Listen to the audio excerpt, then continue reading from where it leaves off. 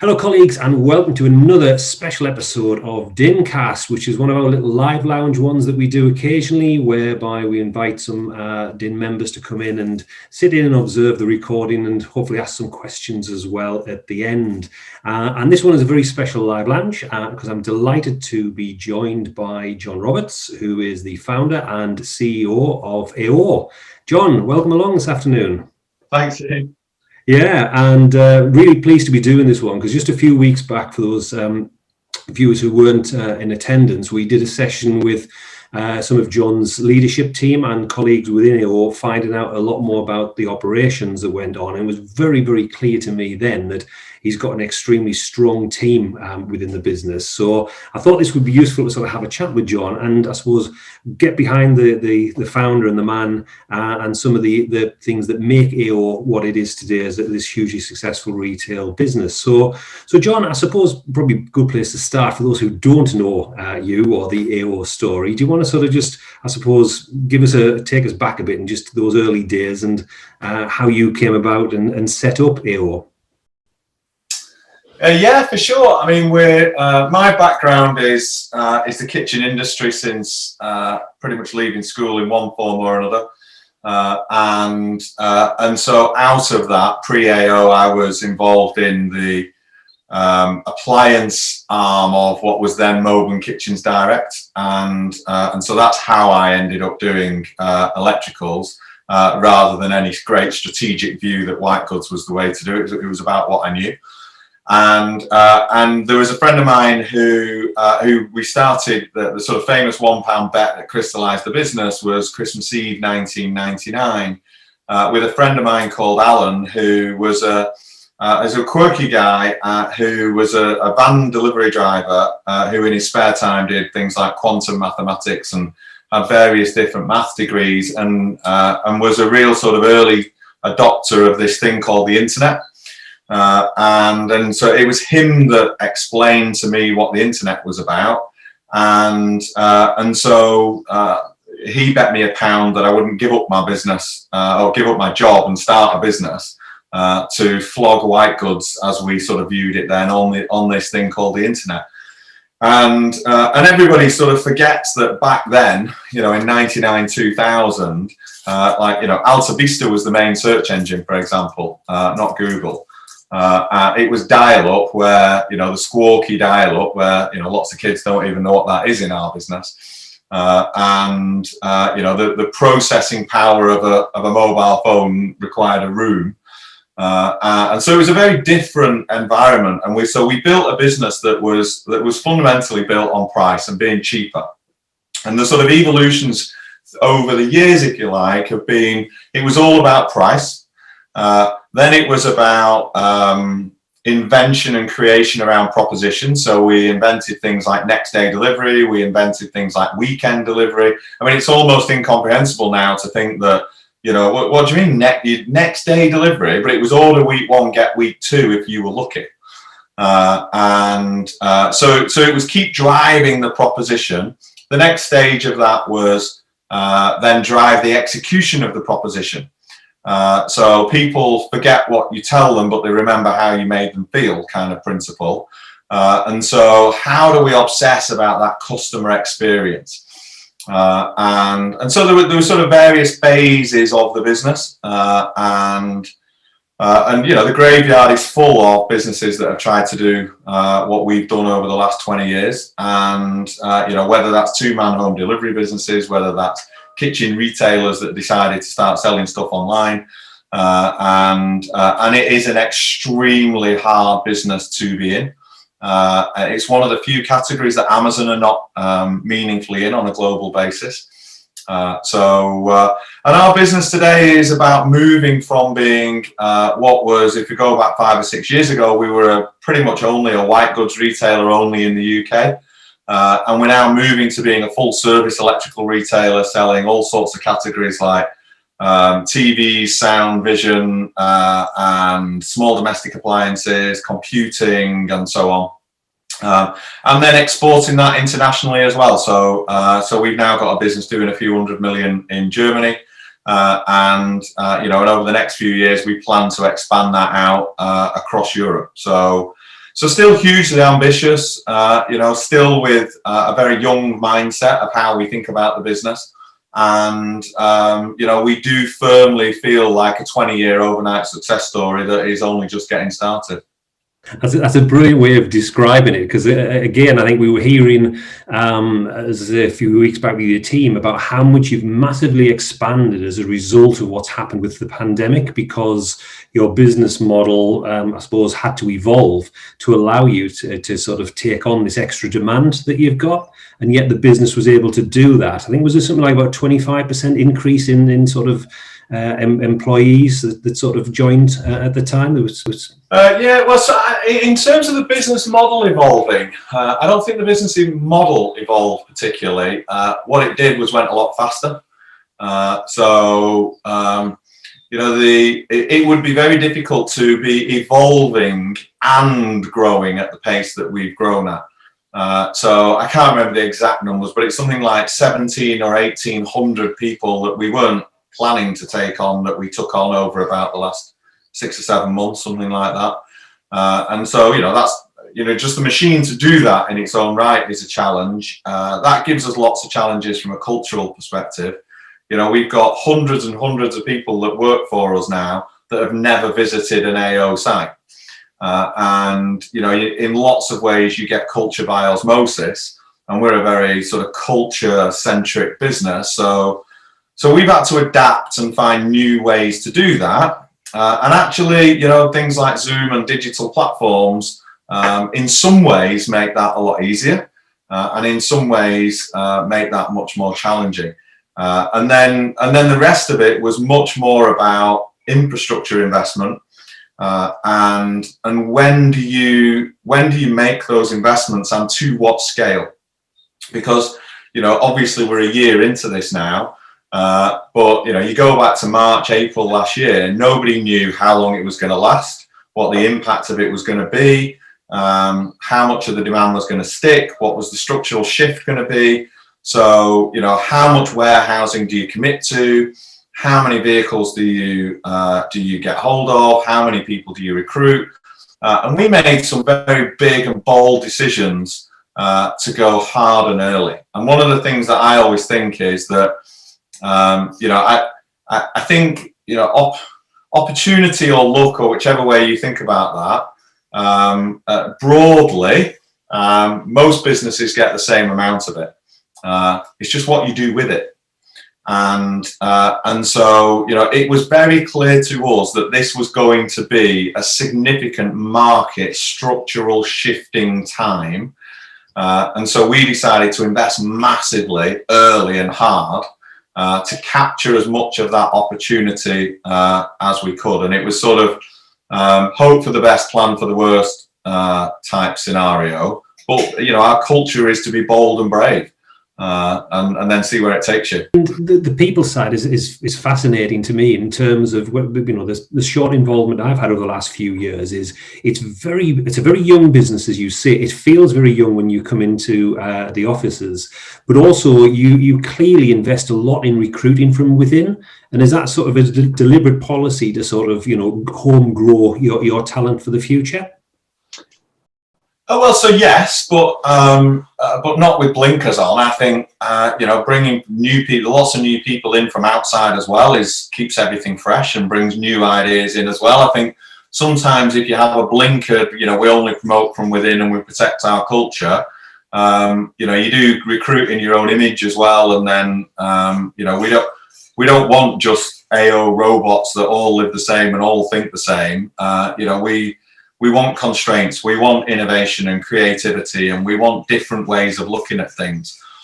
So yeah, I am a passionate believer in things like apprentice schemes. I'm a great believer in opportunity and social mobility. If I say this once a week, I must say it 50 times a week, that talent is evenly distributed and opportunity is not. I think UK PLC has a phenomenal amount of energy and power to release from hugely ambitious people in sections of society that are locked out of the opportunities that we have as a country. And we've got so many examples across our business of where that is true. And I'll take sort of, passion and energy all day long over academic qualifications. Now, clearly, if you're going to work in finance, you need qualifications in finance. But that's not to say that you can be passionate about the topic and come and join as a junior in our finance team and work your way through. And we got loads and loads of examples of people that have gone all the way through our business.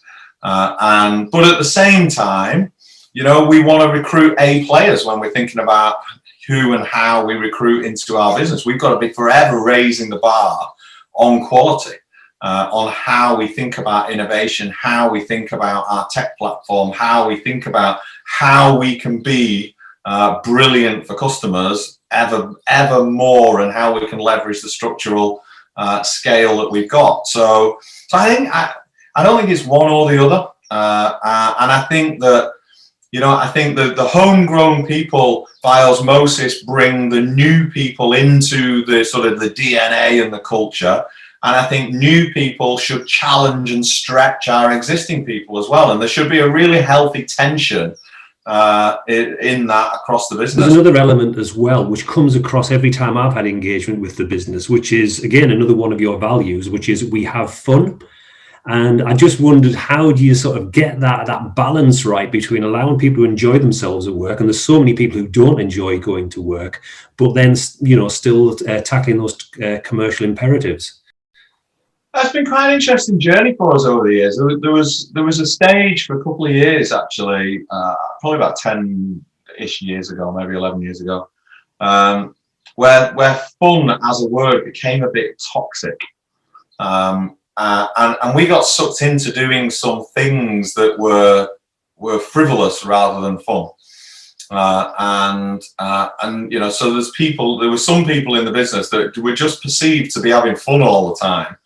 I think at one point we even had a director of fun, which was taking it way too far. But I think sometimes you need to push the boundaries to learn where the edges are as well, and then and be aware enough to step back from that. I think that on its most human level, we spend the vast majority of our lives when we're awake at work. It should be enjoyable. And if it's not, I always say to people, please go and work somewhere else. If being part of our business is not fun and enjoyable and rewarding for you and fulfilling, leave. Go, talk to us. Go and work. I'll help you get a job somewhere else, because it's miserable and you can't live a Jekyll and Hyde life. And so if you're miserable all day, you'll be miserable when you get home. It'll make your family life miserable, and then you're just in a doom loop. But I think that what does fun mean? Personally, winning's fun.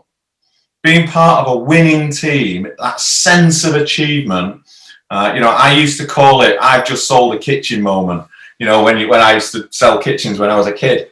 But it's the yes, it's that yay, and so it's the fulfillment that comes with that. When you pass the milestones together, we celebrate together. We have an incredible culture of candor across the business. I do a State of the Nation for the business every month. We talk about the good and the bad. And I just wondered, because obviously I think when we first met, you were sort of stepping back from the business, and I just wondered, you've now got back at the helm. Did you miss the fun of actually sort of, having this sort of this energy of running this big growing business? So I've been pretty clear that stepping back from the role as chief exec was probably the single biggest mistake that I've ever made, and it took 2 years to correct that.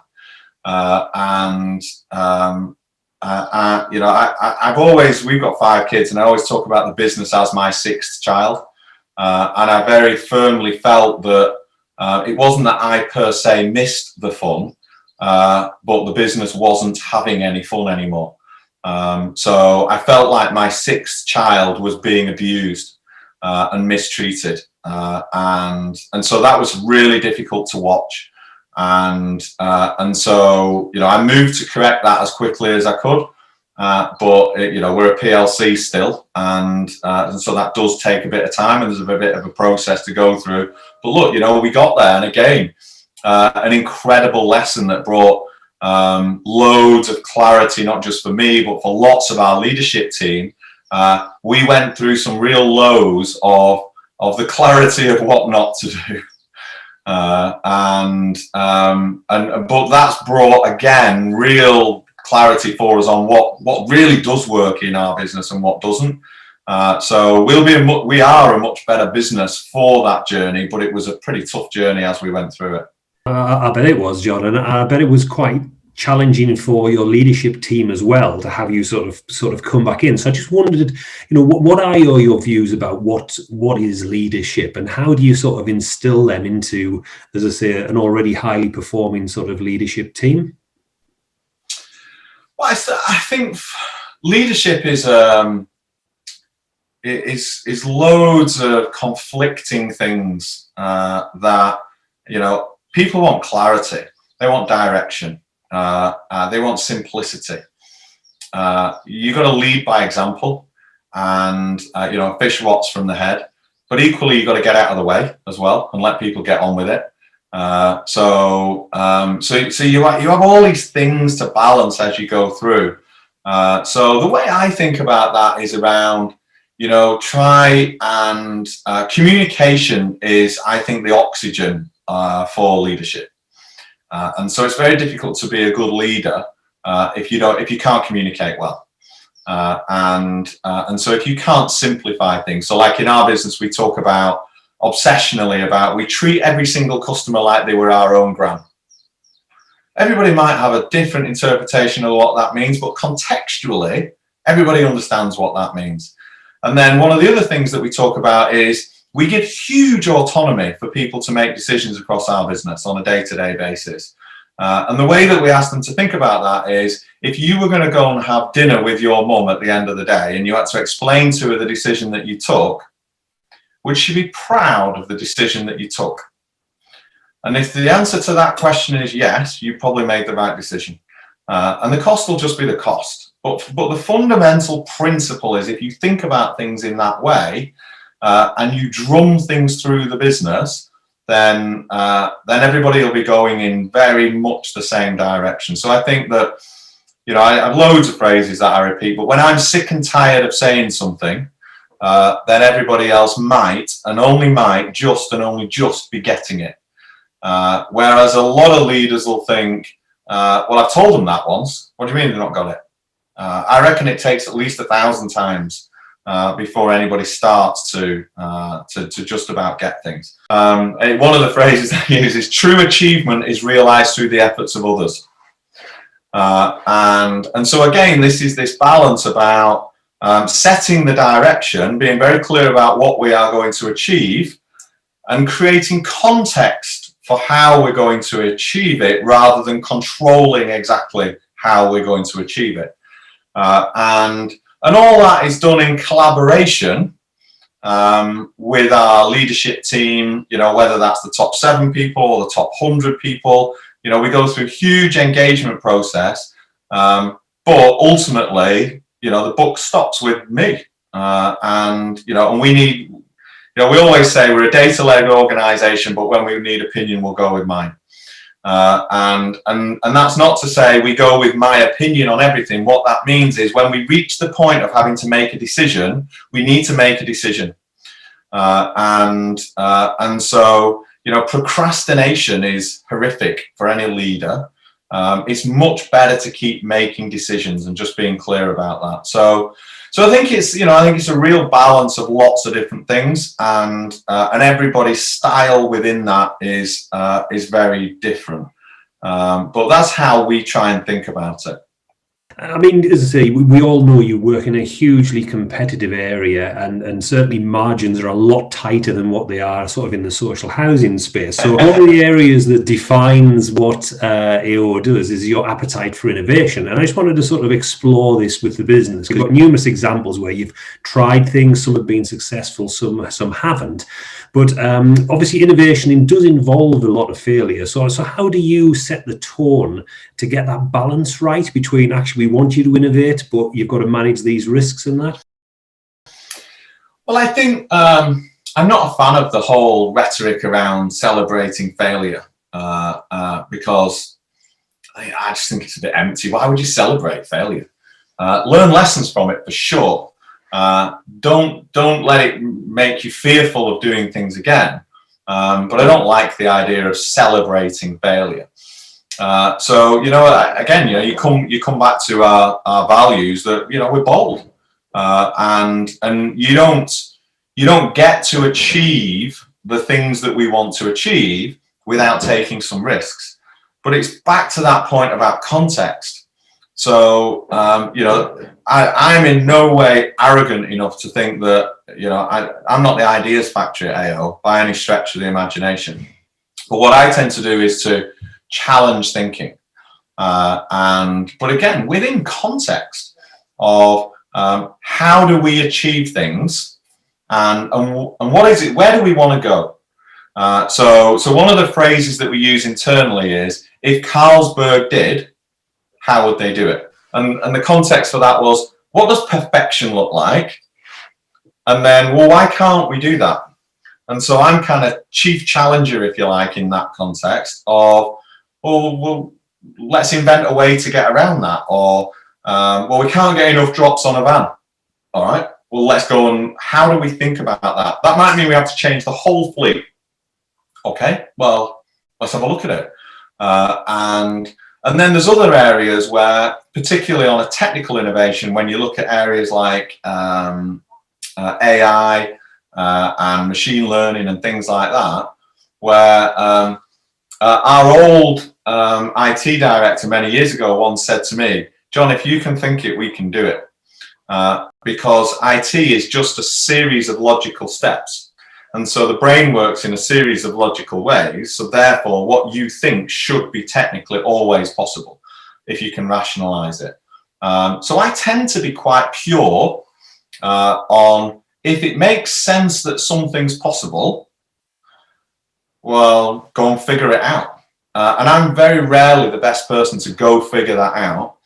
But I love poking holes around it and being all over the business. So what you tend to find is that I'll be right at the top on contextually strategically, where are we going and what are we doing around innovation?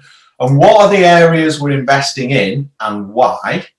And so we'll all be, the leadership team will be involved in that. I tend to be involved in virtually nothing in the middle. And then I get quite involved in lots of the detail so that I can challenge well because I understand the detail. So I know how they load a vehicle. I know how they unload a vehicle.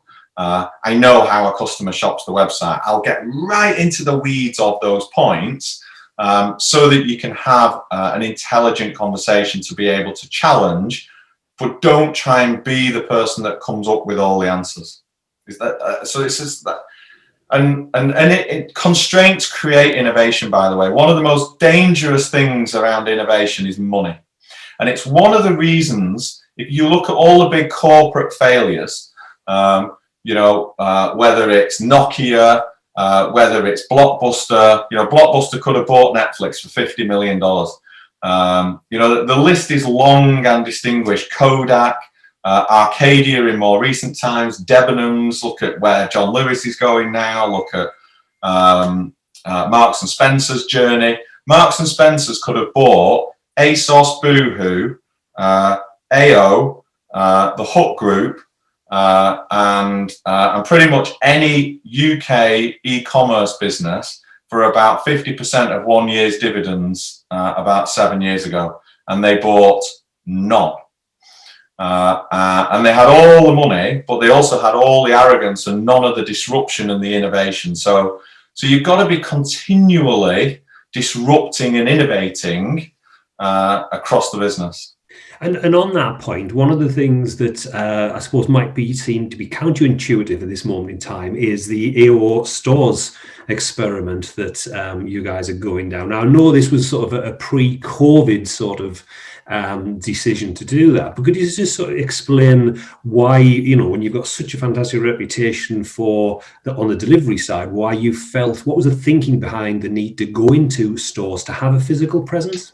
Yeah, so the first thing is it's a trial. So back to your last question on innovation, we're innovating in that space, and we want to see how that works before we look at whether we roll that out. We were looking at the market, and pre-COVID, it was my thesis that 60% of the market would move online. And so, well, what about the other 40%, and what will that mean? My view is that the shopping journey online around information, which is what you would historically go to start off going to a shop for, to get go look at a product, or go and touch and feel a product, or talk to a salesperson. You're going in search of information. I think the online journey is going to be infinitely better than any kind of in-store journey very quickly. And so what part will stores play? And our view on that is the role stores will play is some people will still want to physically go in and see some product and talk to somebody. But actually, most of it will be down to convenience, as in, I want to pick it up now, or, oh, yeah, we do need a new XYZ, TV, laptop, washing machine, whatever it might be. So go and put that where the customer is anyway. And so that's why we've done the partnership initially with Tesco, because of the sheer scale of their footfall of people that are going through their stores. So they are there anyway. They don't then have to get back in the car to go somewhere else. And what we want to do is we want to leverage the best of both worlds. So Tesco have got by far 1 million miles the biggest footfall of any retailer in the UK, and we've got, we believe, the best proposition. So the idea is, you go and do your shop in the morning, and let's say you do your shop at 10:30 in the morning. You can pop in. We can use all the best of digital to help you in the store. You can place your order at 10:30 in the morning, and we'll deliver it that afternoon and install it for you. So it leverages the best of the sheer scale of physical infrastructure that we've got around delivery and range and availability and capacity, with putting the front end retail experience where you already are for a shopper that wants to do that. And then somebody else that just wants to put a laptop in their basket, or some headphones or whatever it might be, well, they can do that as well. So we'll see, but it's been closed a lot more than it's been open, to be honest, Ian. But in the few weeks it has been open, it was hugely encouraging. Brilliant. Well, we look forward to seeing how that develops.